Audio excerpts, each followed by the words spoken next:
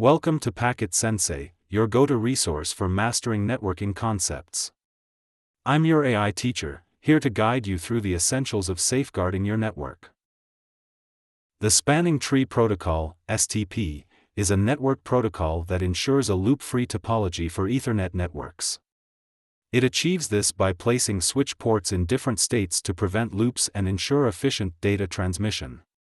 Here is an overview of the STP port states.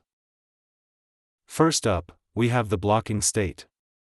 The purpose of this state is to prevent data loops by stopping data from being forwarded. While in this state, the port doesn't forward data frames but listens for Bridge Protocol Data Units, or BPDUs, to detect any changes in the network's topology. It stays in this state for about 20 seconds.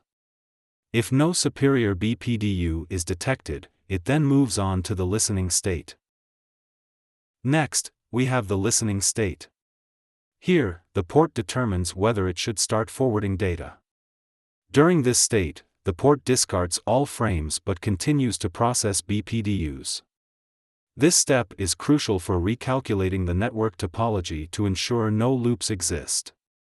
The listening state typically lasts around 15 seconds before the port transitions to the learning state. Moving on to the learning state. The purpose here is to prepare the port for forwarding by learning MAC addresses.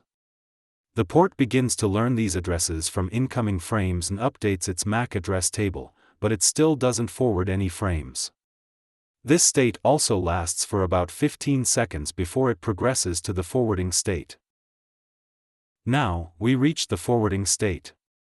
At this point, the port is ready to send and receive data. It actively forwards frames, continues to learn MAC addresses, and processes BPDUs to monitor any changes in the network topology. The port will stay in this state unless a topology change is detected.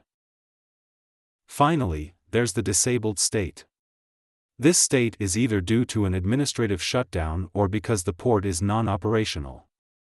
Ports in the disabled state do not participate in the Spanning Tree Protocol and don't process any frames or BPDUs.